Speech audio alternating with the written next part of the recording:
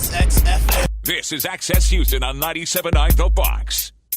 Good Sunday morning. You're listening to Access Houston. I'm your host, KG Smooth. Welcoming back. He's back within like a month or so. So this is an honor to have the Harris County Commissioner, Mr. Rodney Ellis, back in the building. Good to see you, sir. KG, thank you. It's always a privilege to be with you, and I appreciate the work that you do, particularly on this issue of encouraging people to register to vote. That's the first part. Yeah. Then I want to come back with early voting starts so we can encourage them to vote. Yes, indeed. But the first step, obviously, is recognizing that yesterday was National Voter Registration Day, and the efforts that have been going on all throughout the city and the state, HISD, the school district, had a massive effort.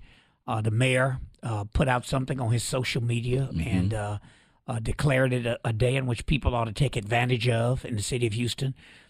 Harris County, Precinct 1, we've done all we can. We have billboards up, even with some of those touched-up photos of me when I was a little younger. You're looking fine, and sir. We decided when we designed ours along in conjunction with the NAACP, the Texas Civil Rights Project, and LULAC, our message was, your voice matters. Register and vote. Yeah.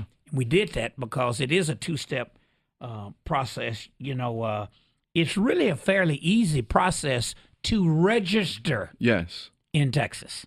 Now, it's a different deal when it's time to go vote. Right. But at least on the first step to register to vote, it's available in 4 languages, English, Spanish, Vietnamese, and Chinese. I mean, we have something like, I think we have about 100 or so different languages that are spoken in this very diverse community we live in. We know the voter registration deadline is Tuesday, October the 9th. Yes. People need to check their voter registration status. Don't leave it to somebody else. You can check it. If they have moved or if it's been a while since they voted in an election, they need to make sure that their registration is up to date. And they can check their registration status at votetexas.gov. votetexas.gov to get all that done. But it's an important point. Yeah. It is easy.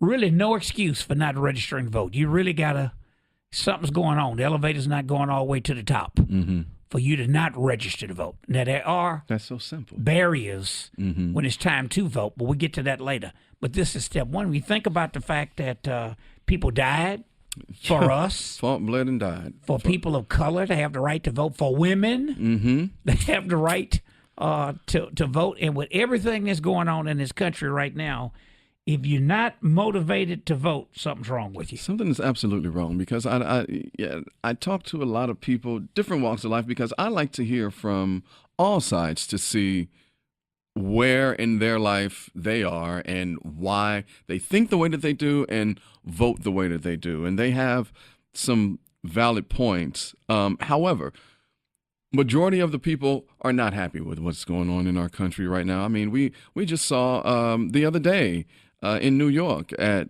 the UN, all of the world leaders laughed at Donald Trump. Oh, they laughed at him. It's embarrassing, and beyond embarrassing. Yeah, but look, when it comes to our county, by the way, the statistics are not as bad as I thought they were, and my staff pulled them up. So right now in Harris County, 70.4%. So 70% of the African Americans are registered. That's fascinating. We want that other 30. You got me? Yeah. We want the other 30%. Who are eligible to register. 68% of our Anglo citizens are registered. Yeah. Isn't that interesting? African American numbers are higher. When I saw this, registration. I was floored. Yeah. I was like, really? In terms of registration. So we want that other 30% of the African Americans. We want the other, 32% of Anglos. 52.3% of Hispanics are registered. So almost half, 48% of the Hispanics who are eligible to vote are not registered to vote. It is estimated by the Houston Civic Health Index that about 1 in 5 voting age citizens are not registered to vote. So it's about 20% of the people who are eligible are not registered. Overall voter registration in Texas is lower, though, than the national average. Statewide. Yeah. Harris County, we're a little better. But statewide, overall voter registration is down. But look, it is just so important. It's so easy to do. And I appreciate the Texas Civil Rights Project challenging our school systems throughout Texas to follow the law. Interesting name, footnote in history. It was a state representative from Dallas, Texas, named Paul Ragsdale, named from the past, going way back, who passed that law in the 80s. I was on city council then. Back in the 80s, he passed the law requiring every school district in Texas to have some program on every campus to encourage students who are eligible to register to vote. And HISD did a massive effort on yesterday, an awareness campaign. That's important. Okay. I mentioned when I was here before, we put out a letter, a certificate to students. They don't get a nice diploma like you got when you came out, or I got. Now they get a little old paper mache thing. So we sent out a nice deal. You know, back when I was a senator, we did it. We do it now from the county office. But in there, we include a letter. So certificate congratulating them on that milestone, coming out of high school, coming out of college. And then we put in a letter. With this new responsibility comes a civic responsibility. Yes. And that is to register and vote and participate. But the purpose of my wanting to come over here today is to make the point it's easy to register to vote in Texas. People ought to do it. We care about people, particularly your listening audience ought to get it more than anybody else. And yes. You know, all of the effort, the whole civil rights movement, you know, the first phase of Martin Luther King's effort was access to the ballot. Yeah. And it is just repugnant to think that so many of us don't do it. Yeah. In terms of voter turnout, if I might, I want to turn to that for a second. Okay. Only 32% of Texans between the ages of 18 and 24 voted in the 2016 election. That's unacceptable. That's just ridiculous. And I'm glad that you mentioned that because I put out a PSA on National Voter Registration Day, and I started it with, listen, if you care about your future, you care about the future of your children, your grandchildren, your great-grandchildren, you need to do that. I was a part of a conversation that was last week, and the gentleman, it was a couple. They were saying, like, well, we didn't go out and vote. I was like, oh, man, here we go, apathy. And they were saying that, well, my vote doesn't count. My voice doesn't matter. Like, what is one little vote going to do? I said, look, if it doesn't matter, if it doesn't count, then why do they continue to make it so hard for you to vote? Every vote matters. You know, it's the fuel of democracy. It matters, and that's why so many people from all around the world want to come to this country. Come on now. Instead of being in the middle of whatever totalitarian country they are in, even with all of the problems here. Even, hey, current president notwithstanding, people still want to come. But look, and then we do a little better in terms of turnout in a presidential year. Yeah. In the 2016 presidential election, 61% of the voters turned out in Harris County. Made it blue. Well, it was always been blue, but it kept it blue. But in 2014, in the midterm election, only 33%, half, you know, roughly slightly more than half of the folks showed up to vote. That's tragic. And a recent Washington Post story found that Texas comes in dead last in voter turnout in midterm elections. That's why this is not a red state, by the way. This is a blue state that does not vote. Oh. That's what it is. You know, there are only 4 majority-minority states, by the way, in America. I think I mentioned this when I was here before. Sometimes I give this little speech and I say, anybody think of the first one? Nobody thinks. It was Hawaii. Obama's home state. Was the first majority-minority state in America. Wow. Second one was New Mexico. It was not a black thing. There are only a couple hundred of us over there. Maybe 1% of the population.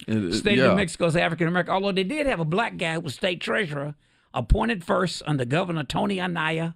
Hispanic governor appointed him. I'll think of his name when I leave the station. And then he was elected in his own right. James somebody was the state treasurer, statewide elected official. That was the second majority-minority state in America. Third one, California. Now guess what the fourth majority-minority state in America is? Texas. And there are only 4. Now the next one, we are a reflection of what the demographics of this country will be. Absolutely. The city's a reflection, the county's a reflection, and the state is a reflection. Yep. The next state that'll be majority-minority will be New York or Florida. It looked like it was going to be New York, and then you had folks leaving New York moving to Florida to get more affordable housing. And they lost their homes. Then they moved the heck back. So it's going back and forth between which would to be the next state to be majority minority. Both Florida and New York pretty soon will be majority minority. Then the one after that will probably be Illinois, in part because of a sizable Hispanic population moving into the state of Illinois. And they do have a sizable black population. But look, this state, I just want to make that point. This is not a red state. In part, the minority vote fuels that. Right. If we because of the voted, small pockets of these if towns the and blacks counties voted, in Texas. if the Hispanics voted, how about right here? You take the Hispanic population, you could take all of the Hispanics in San Antonio and Dallas and Austin and add them up. And you would have as many as you have here. I mean, this county, 4.7 million people. We ought to hit 5 million when the census comes out. That's bigger than 26 states. Harris County is that big. The population is bigger than 26 states right now. When the census comes out, we may be larger than. Think about it: Delaware, Idaho, Iowa. All wonderful places. Right. But a very small population. So what happens here? We would determine in virtually every election who'd be president of the United States if people in Texas voted. Because you take the big ones, you get California, number one, with the second largest population in Texas. Right. Then if you get New York and Florida, these big states tend to be trendsetters. But we vote like a throwback to the past. So people who run the state philosophically are in no way a reflection of the attitudes of people in Texas. But those folk don't vote. So that's why it's so important. I appreciate your leadership. I saw your video, because you got to hit these millennials. They're a big part of it. Yep. These old heads like me are a big part of it. It's just ridiculous. Virtually every demographic, women, blacks, Hispanics, just not registering. And then when they do register, they're low propensity voters. You listen to Access Houston. We're talking to Harris County Commissioner Rodney Ellis. To underscore what you said about women, I want to talk about women real quick because I believe they are going to be the ones that get us out of this mess that we're in right now. Women are going to be the ones that are going to change the entire spectrum of where we are right now.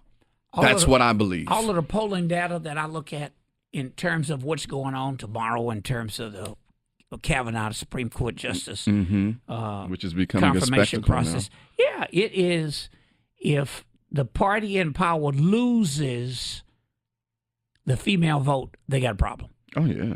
And then, obviously, if our side would come out, first we go with who does vote. The average voter, they tend to be older people. Yes. They tend to be more suburban. They tend to not be minority in the general election. Yeah. In a primary, still low turnout, but in a primary, the minority vote's pretty important. And you got to balance that because, obviously, it's one thing to go through a primary. You can nominate somebody that doesn't have a ghost of a chance of winning when you get to the general election. Right. But no, women are a big part of it. They are key. Historically, when I first ran for office, long time ago, may have been before you were born, 1983. Were you around? A little bit. A little bit. So 1983, when I ran for Houston City Council District D, it was my mother, God bless her soul, and her crowd. Older African-American women. Yeah. Older being my age now. But back then I was young like you. But they are the key, and historically they are an important part of it. They tend to be more motivated. Yeah. Even when Ann Richards won as governor, all of the demographics, all of the polling data indicated she had no way of winning in Texas. And they said her problem is she can't cut through. She has the minority vote. She can't get to those bubbles. Well, or their wives.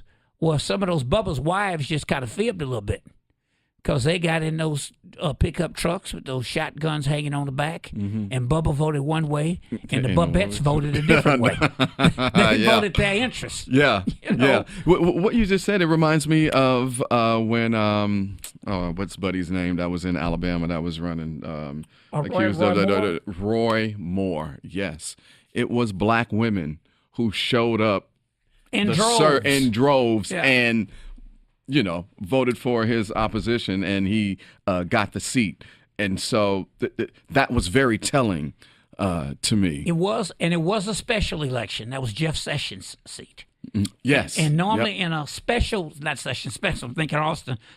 election, minorities tend not to show up. Very few people show up. Yeah. But people were motivated as the stuff came out of about Roy Moore's past, with so many people stepping forward in the Me Too era. It was just too much. Too much. And people were just offended by it, and it made a big difference. And I feel the same way about Brett Kavanaugh. I mean, more stuff is keep coming out. I just withdraw the man's nomination. Or at least, the very least, you go in and go through the due diligence. Right. You got me? Everybody deserves their day in court. I want to ask you something. Do an independent investigation of it. I want to ask you something. This is through, things that I have read and kind of have just seen how it's playing out. Brett Kavanaugh, Koch brothers back appointed nominee. They want to push this through, and I don't know if you've heard this. So, of course, the conservatives can have the majority in the Supreme Court to begin to radically change our laws and, more importantly, the Constitution. So I'm hearing that they are like 8 votes away from having some constitutional revolution, which in turn would have bring about a constitutional convention where they would radically change our Constitution with what the far right calls the Liberty Amendments. So imagine an America without Social Security, of course, Medicaid, Medicare, oversight over our air and water, just all kinds of stuff that will really set us back. KG, during the presidential campaign, both sides made it clear. Hillary Clinton on the Democratic side, Donald Trump on the Republican side. The most important thing that was at stake was who would control the United States Supreme Court. We are a nation of laws. Because they robbed Obama of 2 despite of all them. our problems, let me tell you, it's for us in terms of civil rights. First, it was the Supreme Court. Mm-hmm.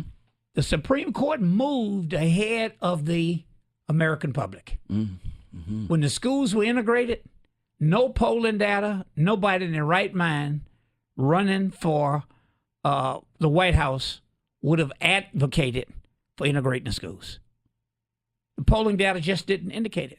The United Supreme Court decision, Brown versus the Board of Education, based on the Equal Protection Clause, the court moved ahead of the American people. And then, Thurgood Marshall lead most of those efforts for so many of our rights with the rule of law, going before a United States Supreme Court making a case. And Thurgood Marshall, to his credit, believed that the struggle would end there. But then we saw how all deliberate speed, integrate the schools, and the language was they do it with all deliberate speed. Well, hell, we still waiting on that speed. Okay. the high school that I graduated from in 1972 is more segregated now. It's blacker now than it was when I came out in 1972. All deliberate speed. Then you had this movement. Martin Luther King, empowered by the words in Supreme Court decisions, decided to test it. And he pricked the consciousness of the American people. And then went to Congress to go get the United States Congress to pass laws that would give us the right to vote. The courts had already ruled that we had that right. Right. But they couldn't be enforced. So then he had to go into political action. Then you end up with a Southerner, might I add, LBJ from Texas, after Kennedy was assassinated, that passed more comprehensive laws, everything that you can think of. It was LBJ that changed us from immigration system slanted towards people of European ancestry to make the system fair. That was a quota system. Quota was you had to be white to get in. LBJ changed all of that. First clean air legislation, Southern Democrat, who didn't do what they thought he would do. And in part using the tragedy of Kennedy's death. But look, this court, you talk about rolling it back, this big fight over bail reform here in Harris County. You've been keeping up with that. Yeah. That's all about people, my colleagues on the court, has spent $8 million of your taxpayer money fighting a court ruling that says you ought not hold people in jail just because they don't have money. You and I get arrested. You have money, we have the same profile. You have money, I don't have money. You get out, I stay in. Right. Now, how does that square with the Equal Protection Clause in the Constitution? It's a shakedown. It's ridiculous. It's a shakedown. But why are they still fighting it when the court has ruled that's unconstitutional? Because they're banking on that United States Supreme Court changing. And at some point, when that case works its way on up to the Supreme Court, getting them to change what historically they would have ruled in favor of not violating the Equal Protection Clause. But that's what it's about. So, look, this court is extremely important. And this election is important. I mean, this could be the last real election as we know it. Who would have thought that a midterm election would be really a deciding factor in the United States of America? Commissioner Ellis, if I got to give you an hour one time, bro, because we can go. We can go. Well, we can go. Our time is up. It's important to educate your audience, and I appreciate you taking the time. Oh, absolutely. Listen, I am about this life for real. Yeah. I care about this country. I care about, my well-being, everyone's well-being. I care. And if people aren't paying attention, shame on you, because everything that's going on is going to affect you and your family. And I know that you care about you and your family. Hell, family is all you got. So you have to pay attention and you have to get out and vote. Election day is November 6th. We got early voting October 22nd through November 2nd. I love how you all have on harrisvotes.org sample ballots and the ID requirements to vote here in the state of Texas, which, sadly, we have the strictest we do. But we're going to get better. Laws. And, hey, remember, it's that way because this is not a red state. It's a blue state that does not vote. I love that. You don't understand the hope that you gave me in saying that. Like that, something really clicked when you said that the first time. So I appreciate your time. I wish we had more time, sir. Anytime. Thank you, my brother. Good Sunday morning. You're listening to Access Houston. I'm your host, KG Smooth, welcoming for the first time a young and vivacious young lady who is an event supporter of the Rose as we continue to get the word out about Breast Cancer Awareness Month. Ladies and gentlemen, please welcome the lovely Dee Coleman. Good morning and welcome. Good morning. Thank you very much for having me. Well, I am so glad that you are here. As we all know, October is Breast Cancer Awareness Month, and the Rose, they're going to be taking center stage today.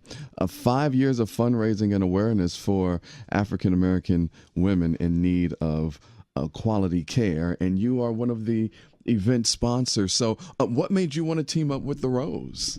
Well, for 5 years, I've been one of the sponsors, and because I've been a supporter of the Rose for about 20 years, it was pretty easy for them to talk me into being a sponsor, especially since we were raising funds for African American women. Yes. For those who may not be familiar with the services that the Rose provides, could you tell our listening audience about the Rose? Well, basically, it doesn't really matter how much money you have. You can be a person with insurance or you can be a person without insurance. There's no difference in the mammogram that you have. Mm-hmm. It's important that you have a mammogram. And if in the discovery after the mammogram that you have cancer, the treatment is also taken care of. So yeah, that is amazing. Isn't it something like for every 3 insured women, the Rose takes care of one for a mammogram? Yeah, yes. Who is uninsured. That's so great, and it's so timely. I mean, every year we have this conversation about it, and Ms. Coleman, the question that I always ask is, where are we with the cure? We've been racing for the cure for 100 years. And I hate to be this guy, but I wouldn't be me if I didn't say it. We know that the cure is out there. When are they going to release it? I mean, this is, the treatment, the things that women or people just dealing with cancer, period, have to go through with their bodies, with be it chemotherapy, radiation, like the radiation that literally burns your inside. My grandmother went through it, and after one session, she was like, "Nope, I'll just ride this on out and go home and be with the Lord," because she didn't want to go through all of that. Awful. She did not. And, because I've known women that have done chemotherapy, which is even worse than the radiation. But the good thing is, after all that's done, you live. Yeah. I think it's better to live. It is better to live. I will say that. Do you know any of the numbers now? Where are we when it comes to African American women and breast cancer? Well, in Houston, the rate is about 60% higher for women of color. Higher? For women of color. And basically it's because they don't get the mammograms. They don't know early enough that they've got cancer. The earlier you have it's detected, the easier the treatment. Yeah, as our Candy Eastman from our sister station Magic 102 says, early detection is the best protection. Absolutely. Yes. Absolutely. You listen to Access Houston. We're talking to Dee Coleman, who is an event supporter of the Rose. The Rose celebrating 5 years of focusing on breast health of African American women is actually happening today at the Ensemble Theater from 1 until 5. And Ms. Coleman, from what I understand, you have a story to tell. Or as much as you would like to. Would you mind sharing your story with us? I don't mind sharing at all. I had mammograms for 20 years, and it was only this year when I had the 3D mammogram that, it's a more defined mammogram. They see a bit more, that they detected there was some cancerous cells that were removed in June. Oh. So I'm in the middle of reconstruction now, and so it's only... because the 3D, I think, made all the difference for me.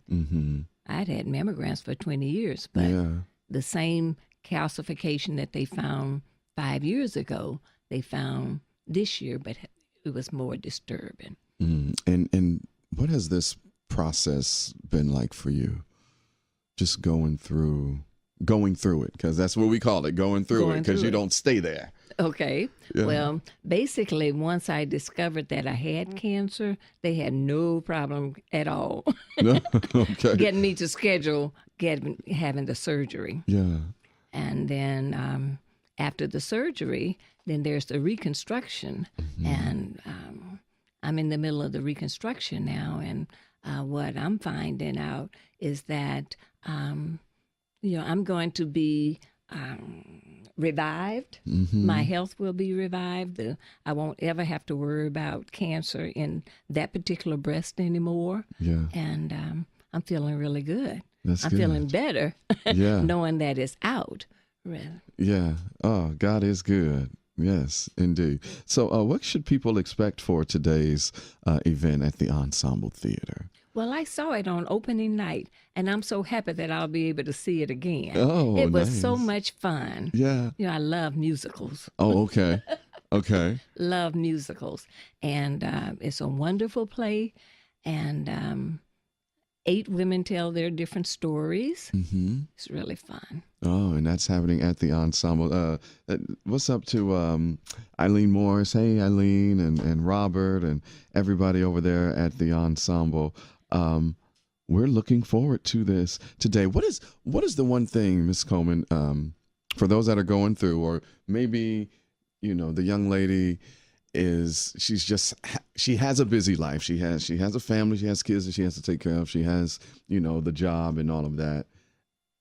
What would you say to them who are that are going through and or missing their appointment to go get a mammogram? Don't miss that appointment. Take the time to go into the clinic, go onto the trailer, wherever you have to go. Get that mammogram early. Doesn't matter. You can be young. Young women get cancer also, and the earlier it's detected, the better. Indeed. Take the time. Take the time. So you heard it from Ms.